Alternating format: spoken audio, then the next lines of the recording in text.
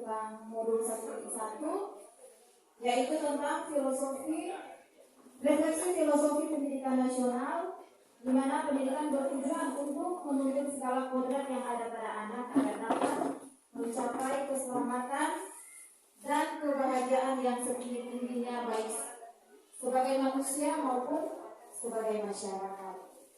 Nah, jadi sebagai pendidik, orang hanya menuntut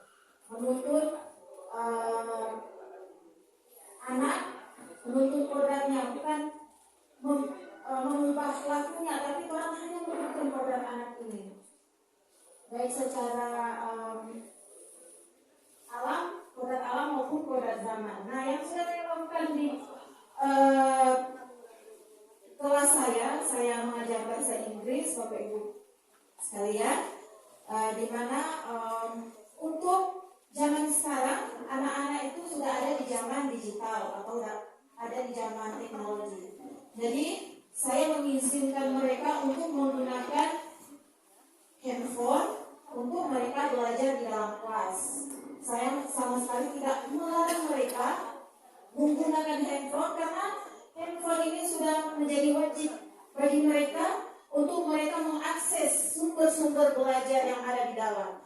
Walaupun di sekolah mungkin ada library atau perpustakaan, namun itu menurut saya masih terbatas untuk mereka. Tapi kalau lewat handphone mereka bisa mengakses berbagai macam sumber-sumber belajar dalam bentuk video dan lain sebagainya.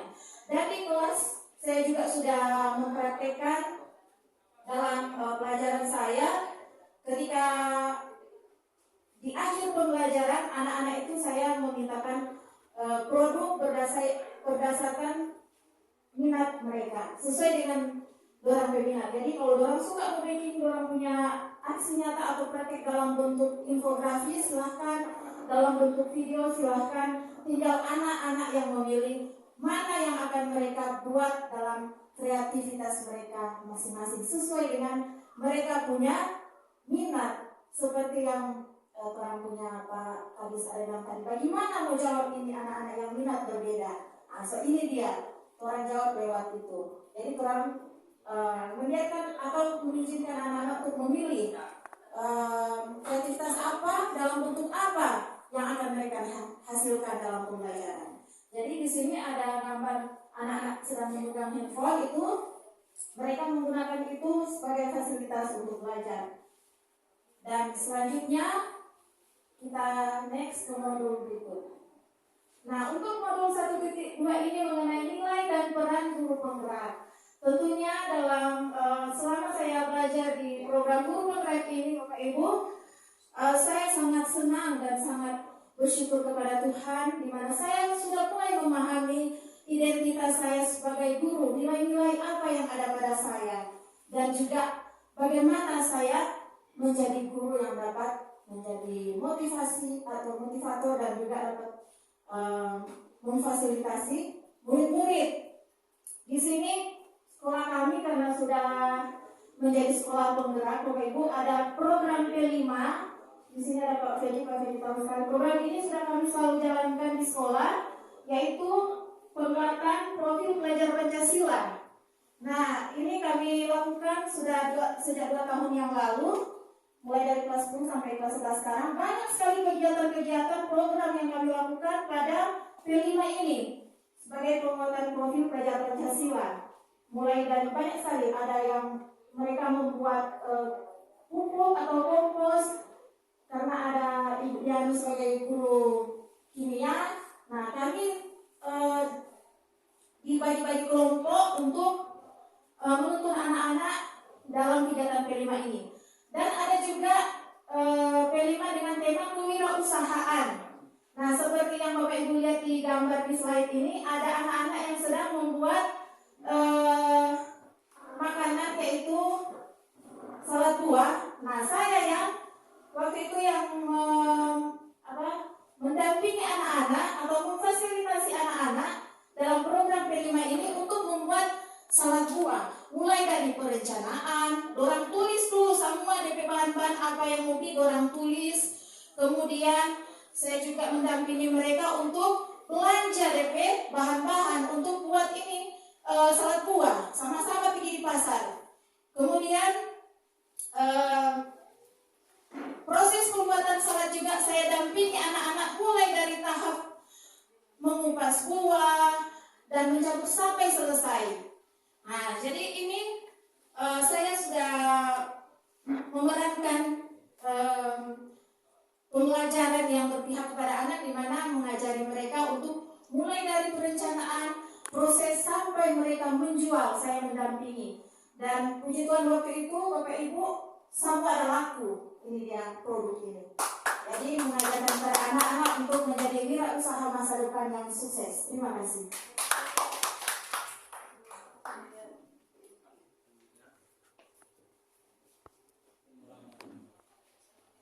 Tadi sudah dijelaskan dengan gampang dan sangat baik tentang pembelajaran apa yang kita dalami, pembelajaran apa yang kita lakukan selama kurang lebih 8 bulan pendidikan guru penggerak oleh Ibu Diana tadi, luar biasa.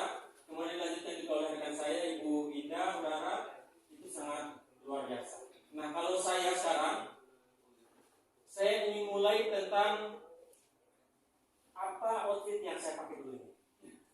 Kalau tadi langsung formal-formal, tapi saya coba buka dulu dengan apa yang saya pakai sekarang. Seperti itu. Jadi yang saya pakai sekarang ini merupakan perpaduan antara baju daerah Bola Mundo dan juga satu belangkon dari Jawa. Kenapa? Saya ingin berusaha mempresentasikan kebudayaan yang ada di Bola Mundo Timur, yang mana kabupaten ini merupakan kabupaten yang beragam dengan adat, istiadat dan juga kebudayaan. Seperti itu ya. Mohon tepuk tangannya Pak. Minta sekarang. Oke, baik. Jadi saya mendapatkan bagian untuk menjelaskan modul 1.3 dan juga 1.4. Yang pertama 1.3 yaitu visi guru penggerak. Jadi kita di sini tuntut untuk bagaimana sebagai seorang guru itu membentuk karakter profil pelajar Pancasila pada setiap diri anak-anak atau peserta didik kita. Profil pelajar Pancasila itu kita sudah tempelkan di sini. Mungkin nanti Bapak Ibu sudah kalau selesai ini bisa langsung ikut dengan kami untuk melihat step kami. Di sini ada yang pertama beriman dan bertakwa kepada Tuhan Yang Maha Esa dan berakhlak mulia, itu profil pelajar Pancasila pertama. Yang kedua, berkebinekaan global, mandiri, gotong royong, bernarkotis dan juga kreatif. Jadi kita dituntut bagaimana seorang guru itu bisa mewujudkan profil pelajar Pancasila. Nah, saya melakukan aksi nyata dengan melakukan diseminasi seperti sekarang ini, menjelaskan atau memberikan sebuah informasi tentang pemanfaatan aplikasi Canva. Jadi Canva itu merupakan sebuah aplikasi yang membuat guru-guru itu bisa membuat media pembelajaran yang menarik bagi peserta didik di kelas dan mungkin bisa diterapkan. Ada saksinya Ibu Desi, saya melakukan diseminasi waktu itu tentang pemanfaatan aplikasi Canva. Dan juga salah satu poin penting dalam aplikasi Canva itu adalah pemanfaatan ID belajar kita. ID belajar guru itu, mohon maaf, itu sebelum CGP ini hadir di Golden, itu semua laba-laba istilahnya, karena jarang dipakai.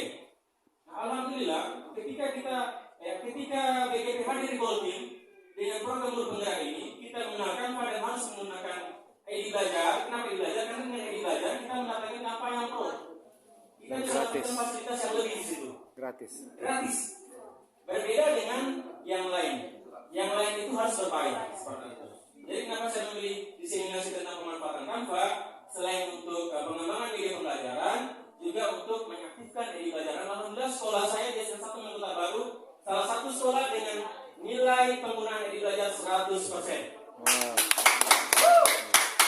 Kemudian selanjutnya tentang budaya positif. Nah, di modul 1.4 ini budaya positif, kita mengharuskan atau mengajak peserta didik untuk bagaimana berbudaya sebagaimana budaya kita di Indonesia. Seperti apa? Yang pertama adalah budaya 5S. Salam, sapa, senyum, sopan, dan santun. Itulah budaya kita yang sebenarnya, Bapak Ibu sekalian. Itu yang kita terapkan di sekolah. sebagai guru. Bagaimana kita seperti yang saya pakai saya, jangan dulu langsung lihat, tapi kita harus mengaplikasikannya dulu supaya mereka bisa melihat, meneladani bahwasanya inilah yang disebut sebagai budaya positif. Nah, seperti itu. Ketika kita berkuar-kuar bercerita, tapi kita tidak memberikan contoh, maka itu merupakan sebuah hal yang sia-sia. Seperti itu. Oke, mungkin demikian. Saya lanjutkan saya untuk modul selanjutnya. Terima kasih. Selamat siang.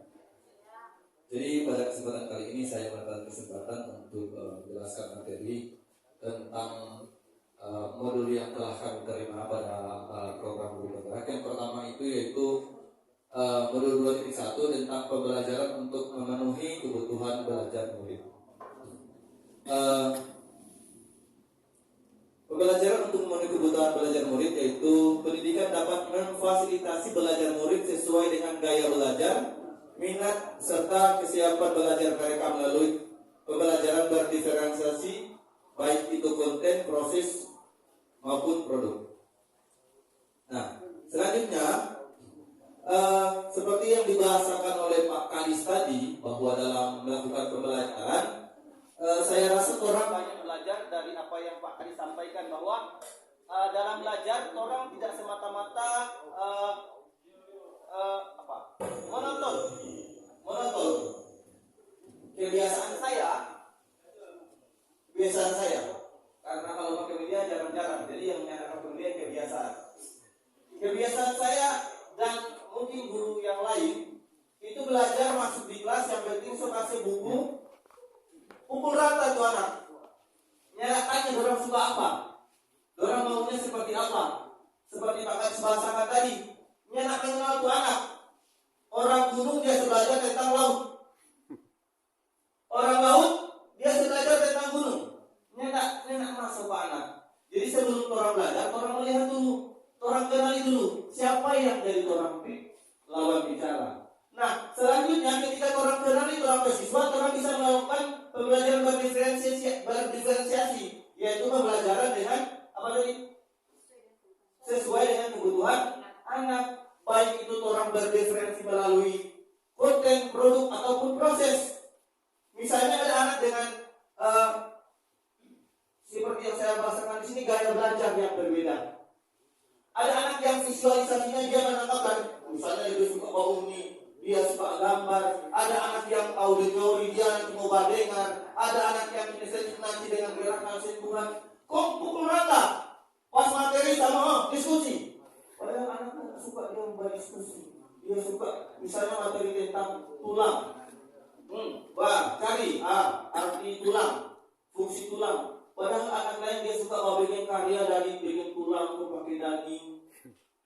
Ada yang lain. Cuma kan orang saya kalau belajar biasanya begitu. Nah, syukur alhamdulillah setelah dengan adanya program dari BGP ini, saya sedikit kembali apa yang telah saya lakukan dulu, saya kembali lakukan sekarang. Dan di sekolah saya telah melakukan aksi nyata terkait dengan materi-materi yang ada. Yang pertama di situ saya dengan kepala sekolah yang sangat mendukung. Terima kasih untuk kepala sekolah SD Sakti Lumut, Ibu Dita Rahim Labung, yang secara finansial sekolah mendukung saya sebagai calon guru penggerak untuk melakukan kegiatan. Di mana di situ kami melakukan diseminasi tentang guru penggerak budaya positif. Kami melakukan pembuatan visi komunitas belajar. Saya melakukan kegiatan supervisi teman sejawat, pemetaan aset, dan alhamdulillah setelah pemetaan aset kemarin Tuhan langsung mendapatkan hasil.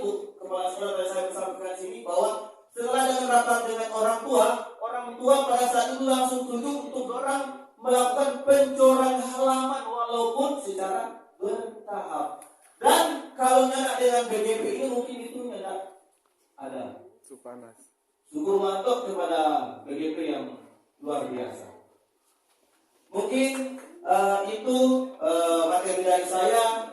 Apabila ada yang kurang itu pada event saya, karena saya pada program ini memang baru belajar. Mudah-mudahan setelah ini saya bisa dapat mengaplikasikan atau mengamalkan apa yang telah saya pelajari.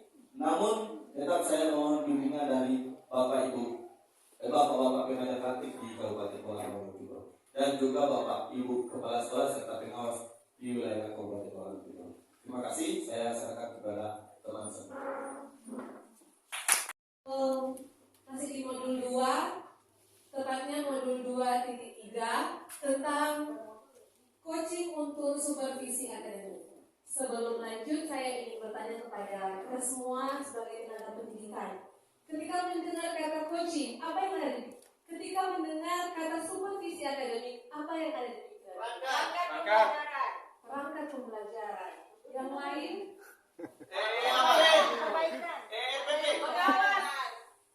Pengawas, LPP, dan administrasi lain.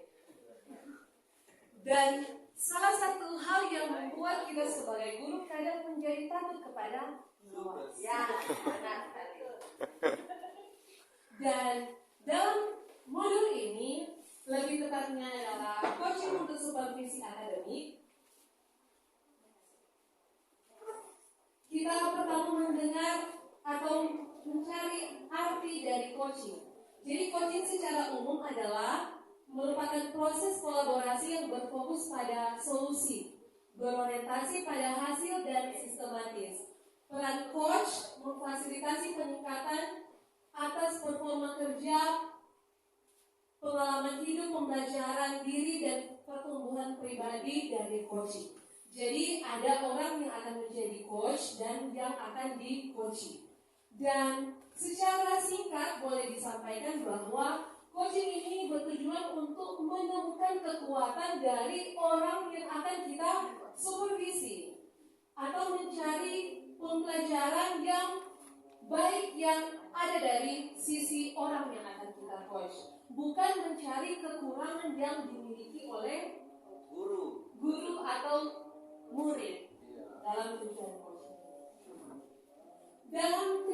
Dalam kegiatan coaching ini ada alur yang digunakan, yaitu alur Tirta dengan singkatan T untuk tujuan umum, I untuk identifikasi, R untuk rencana aksi, dan T untuk tanggung jawab. Dan alur Tirta ini adalah salah satu tujuan atau cara untuk kita mencari tahu atau melihat masalah yang sedang dihadapi oleh teman sejawat kita yang akan kita lakukan supervisi akademik. Dan dalam kegiatan supervisi akademik ini terdapat tiga tahapan, yaitu praobservasi. Di dalam kegiatan praobservasi ini, kita sebagai coach menemukan kekuatan diri dari coaching atau menggali kekuatan-kekuatan yang akan kita nilai dalam proses pembelajaran. Dan pembelajaran yang kita gali ini adalah pembelajaran yang berpihak pada murid. Selanjutnya ada kegiatan observasi. Dalam kegiatan observasi ini kita melakukan kegiatan, saya sebagai coach akan melihat apa yang rencana yang telah disampaikan di dalam tahapan praobservasi yang akan ditampilkan saat pembelajaran di saat observasi itu. Jadi guru akan mengajar dan saya akan melihat apa yang telah disepakati di awal untuk dinilai dalam kegiatan observasi. Dan selanjutnya adalah kegiatan pasca observasi, dan kegiatan pasca observasi ini adalah dilakukan percakapan, melihat hasil atau data observasi yang diambil di awal, kemudian menganalisis data, memberikan umpan balik, dan merencanakan rencana tindak lanjut. Dan yang saya lakukan di sekolah adalah saya melakukan aksi nyata coaching supervisi akademik dengan ibu guru kelas 6, Ibu Mercy, dan saya telah melakukan kegiatan praobservasi, observasi, dan pasca observasi. Dan ini dilakukan di sekolah, dan ketika melakukan tahapan-tahapan ini sudah sesuai dengan alur Tirta, dan dengan tujuan akhir adalah mencari tahu apa yang akan dikembangkan dikembangkan oleh guru selanjutnya. Bukan mencari tahu apa yang menjadi kesalahan-kesalahan, tetapi memaksimalkan potensi-potensi yang ada sesuai dengan apa yang terjadi saat observasi, sehingga ketika di pembelajaran selanjutnya boleh maksimal. Mungkin seperti itu dan terima kasih. Selanjutnya Pak Guru. Terima kasih atas kesempatan yang diberikan kepada saya. Perkenalkan, nama saya Yevin Alvina, bertugas di SDN 1 Pembulikan. Hari ini saya dapat bagian materi tentang pengambilan keputusan berdasarkan nilai-nilai kebajikan.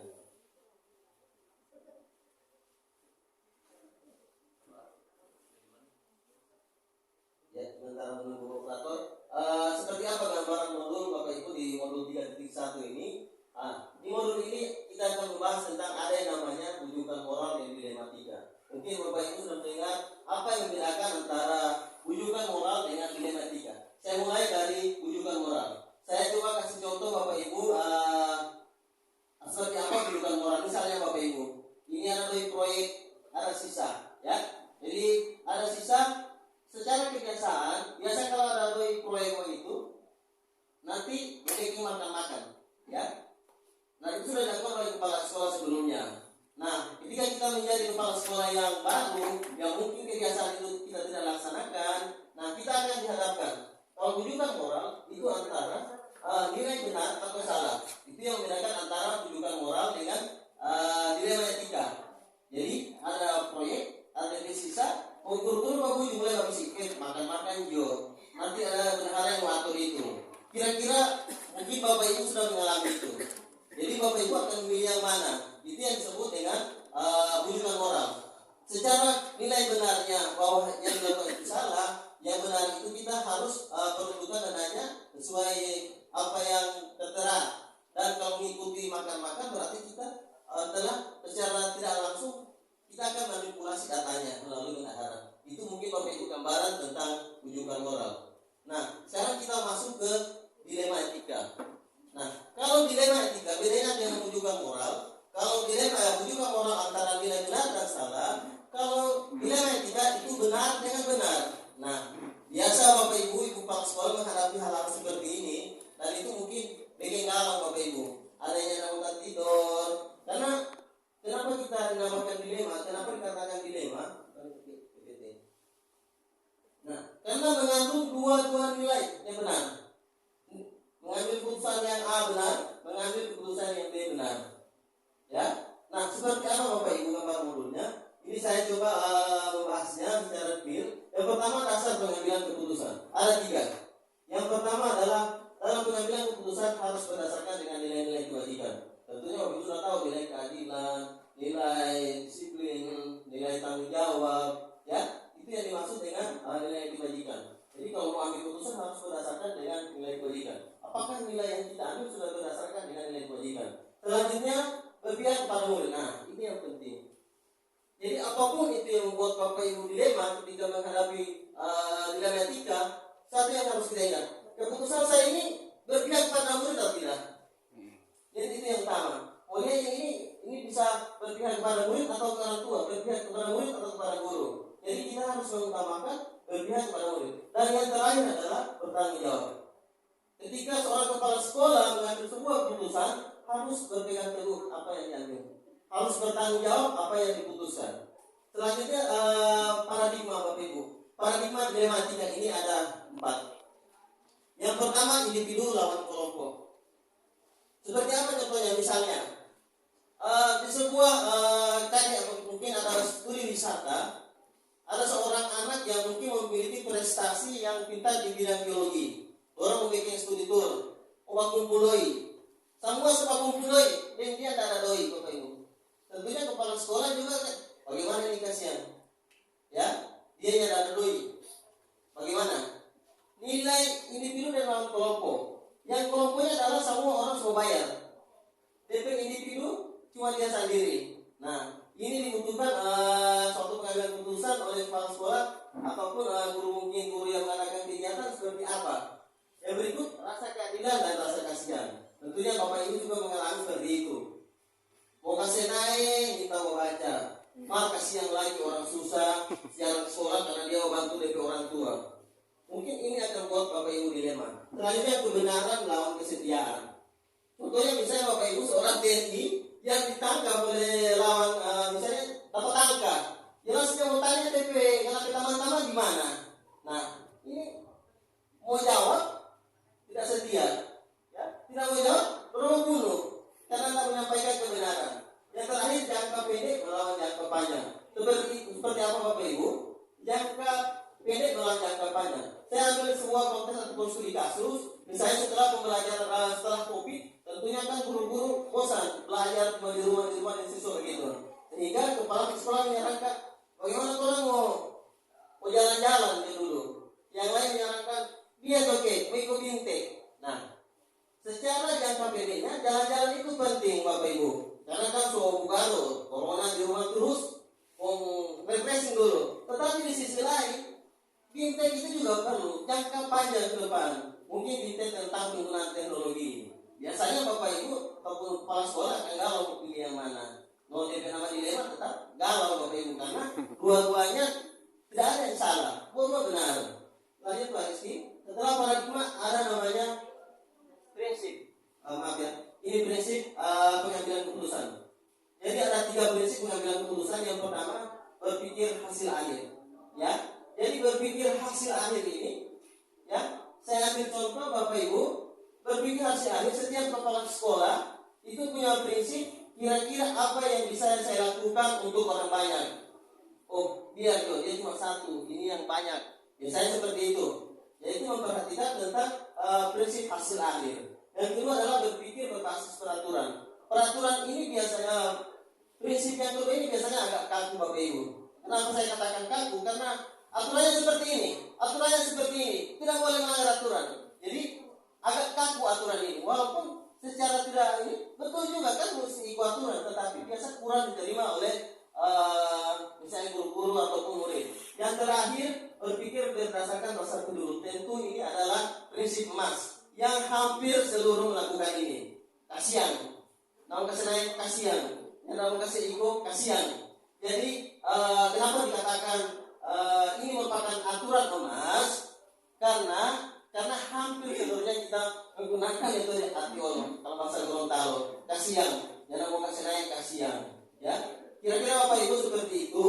Walaupun aksi nyata yang saya lakukan untuk modul ini, kegiatan kami melakukan wawancara terhadap kepala-kepala sekolah terkait dengan yang tadi. Jadi kami mewawancarai 2 kepala sekolah, mewawancarai terkait apakah Bapak Ibu pernah mengalami tentang dilema etika, bagaimana Bapak Ibu menyelesaikan masalah ini. Jadi kami sharing dengan kepala sekolah yang kami kunjungi. Sekali lagi saya mohon maaf atas kekurangannya. Saya akhiri, assalamualaikum warahmatullahi wabarakatuh.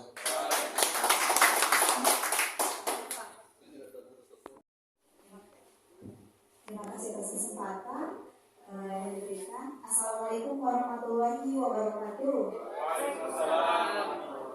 Selamat siang Bapak Ibu. Saya berdiri di sini melanjutkan teman-teman kami sebelumnya. Namun sebelumnya saya akan menyampaikan informasi bahwasanya secara keseluruhan sudah diakomodir sama Ibu Diana dari awalnya kami untuk menjelaskan lebih detail apa sih yang kami pelajari selama 8 bulan ini, mungkin seperti itu. Nah, sebelumnya saya akan menyampaikan modul saya saat ini adalah modul 3.2, modul akhir dari pembelajaran CGP kami, yaitu tentang pemimpin dalam pengelolaan sumber daya di sekolah kami masing-masing. Nah, ada 2 modul yang saya akan bawakan nanti, namun ini yang akan dibahas. Kemudian sebelumnya saya ingin bertanya sama Bapak Ibu, karena saat ini hadir dari cabang dinas Pak Tony, kemudian Pak Danu sebagai pengawas, dan Bapak Ibu kepala sekolah tentunya semua senior-senior saya. Nah, kalau kita bicara tentang pengelolaan aset Bapak Ibu, apa yang Bapak Ibu pikirkan saat itu? Kira-kira apa yang terpikir oleh Bapak Ibu kalau kita berbicara tentang pengelolaan aset? Barang-barang. Ya. Gedung.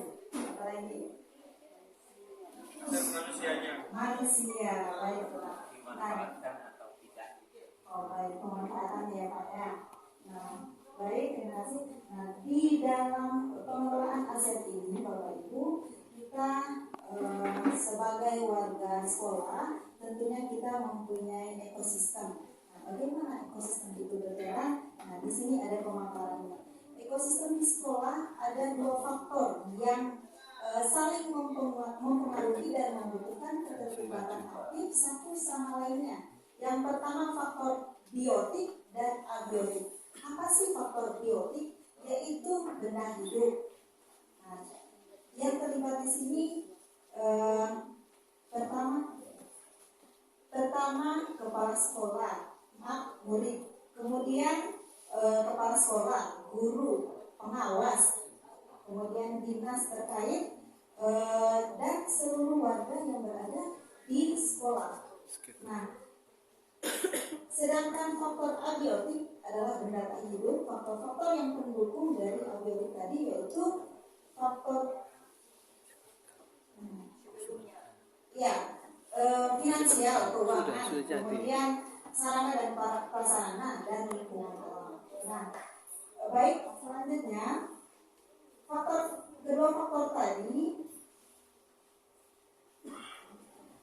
dalam pengelolaannya kami diarahkan menggunakan pendekatan berbasis aset, karena dalam pengelolaan ini sebenarnya ada dua pendekatan tapi yang diharapkan adalah pengelolaan berbasis aset, di mana kami dalam pengelolaannya mengedepankan seperti Ibu Diana sampaikan tadi, mengedepankan kekuatan apa yang kita miliki tanpa memikirkan atau mengabaikan lebih dulu kendala yang ada agar program tersebut bisa berjalan dengan baik atau terlaksana dengan yang diharapkan, sesuai dengan yang diharapkan. Nah, modal-modal apa yang bisa kita atau aset apa yang kita bisa gunakan dalam pengembangan program tadi? Yang pertama modal manusia, seperti Pak Suparto sampaikan tadi. Modal manusia ya tadi warga sekolah tadi ya Bapak Ibu. Kemudian yang kedua modal sosial. Modal sosial ini bisa, contohnya saya, mohon maaf tadi belum memperkenalkan diri, saya di sekolah mengajar seni budaya, maka saya bisa kerjasama dengan sanggar tari yang berada di lingkungan sekitar sekolah untuk menjalankan program yang sudah ada. Kemudian modal selanjutnya adalah modal politik. Modal politik bukan identik sama pileg atau pemilu yang menolak Ibu, tapi ini bagaimana kebijakan pimpinan mengambil kebijakan dalam kondisi seperti misalkan ada anak-anak yang kurang mampu di sekolahnya, maka pimpinan mengambil kebijakan misalkan ada kitnya seperti itu. Nah, kemudian agama dan budaya. Agama tentunya kalau di saya di sekolah SMK Negeri Budaya Barat itu ada pesantren karena untuk murid. Kemudian ada doa ibadah bersama di hari Jumat untuk non muslim seperti itu. Kemudian untuk budayanya saya sendiri guru seni budaya di sekolah ada sanggar tarinya dan memanfaatkan aset yang ada pada murid yaitu siswa atau murid yang sudah mengikuti sanggar di lingkungan sekolah tadi untuk diajak dan berkolaborasi untuk mencipta sebuah karya dan nanti digelarkan di pentas seni seperti itu. Kemudian lingkungan alam itu kondisi sekolah. Di kondisi sekolah kami tentunya lingkungan yang kondusif untuk pembelajaran karena tidak bising. Karena di dalam lorong itu pagang. Nah, kemudian ya lingkungannya tidak ribut dan masyarakat sekitar mendukung kondusif, tidak seperti contohnya kalau ada sekolah yang di Mulia sana sudah tutup karena lingkungan sekitarnya rusuh di Mulia sana yang saya sempat dengar seperti itu. Alhamdulillah di lingkungan alam sekolah kami di SMK Negeri 1 Budaya Barat itu mendukung untuk pembelajaran. Kemudian modal finansial seperti yang Bapak Ibu kelola saat ini ada dana bos tentunya, kemudian ada komite dari orang tua dan partisipan mungkin siswa atau murid yang misalkan ada bazar seperti itu untuk melaksanakan kegiatan yang memang belum bisa diakomodir oleh dana bos yang ada di sekolah. Selanjutnya Pak Budi, mungkin aksi nyata yang saya lakukan di modul ini, saya berkolaborasi dengan Ibu Sigma karena di sekolah kami ada 2 CDP untuk diskusi pemetaan aset. Nah, yang kami lakukan diskusi dengan pengawas mungkin ada di layar.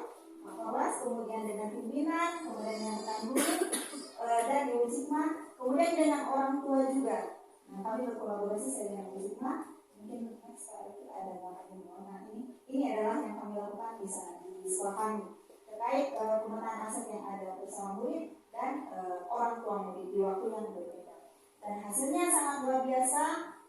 Semuanya ternyata setelah melakukan pemetaan aset bersama orang tua dan semua warga sekolah yang ada, kami menemukan aset-aset yang belum kami manfaatkan secara maksimal seperti itu.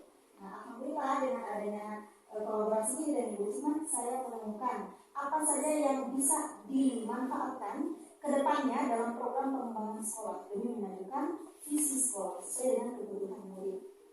Nah, selanjutnya, baik. Nah, di modul terakhir dari pembelajaran CGP ini, kami belajar tentang pengelolaan program yang berdampak positif pada murid. Ini ada hubungannya dengan yang 32 tadi, karena memang dalam modul CGP ini keseluruhannya dalam 10 modul ini sangat berkaitan Bapak Ibu. Nah, seperti apa kaitannya aset yang murid tadi saya bawa ke program yang berdampak positif pada murid. Nah, sebelumnya saya akan menyampaikan dulu program berdampak positif itu seperti bagaimana. Nah, di modul ini diharapkan CGP mampu mendorong tentang student agency, kepemimpinan murid. Nah, agensi diartikan sebagai kapasitas seseorang untuk mempengaruhi fungsi dirinya dan arah jalannya melalui tindakan yang akan dibuatnya. Sedangkan kepemimpinan murid adalah tentang murid yang bertindak secara aktif, membuat keputusan serta pilihan bertanggung jawab hanya sekedar menerima apa yang ditentukan bukan oleh orang lain, tapi dirinya sendiri yang mengambil ide, mengambil gagasan dalam sebuah kegiatan maupun pembelajaran di dalam kelas. Harapannya seperti itu. Nah, kita sebagai guru diharapkan mampu atau CGP diharapkan mampu di sini mendorong kepemimpinan tadi agar kepercayaan murid meningkat seperti itu. Nah, tujuannya dalam modul ini pertama memberikan kesempatan kepada murid untuk menggunakan pola pikir positif dan merasakan emosi yang positif. Jadi diharapkan yang positif dulu. Hubungannya dengan aset tadi 32. Tidak selalu berpikir pada kendala yang ada Bapak Ibu. Seperti itu. Kemudian yang kedua, mengembangkan keterampilan murid dalam berinteraksi sosial secara positif, arif dan bijaksana. Nah, ini yang tujuan ini sudah saya terapkan di mana di kolaborasi yang saya sampaikan tadi. Saya membuat sebuah kegiatan pentas seni yang dilakukan saat penerimaan rapor di sekolah kami baru tanggal 20 Juni kalau nggak salah. Nah, itu harapan yang dari modul yang kami pelajari sudah terlaksana dengan baik, yaitu bisa membangun atau mendorong keterampilan murid dalam berinteraksi sosial secara kolaboratif. Kemudian melatih keterampilan murid dalam proses pencapaian tujuan akademik dan non akademik.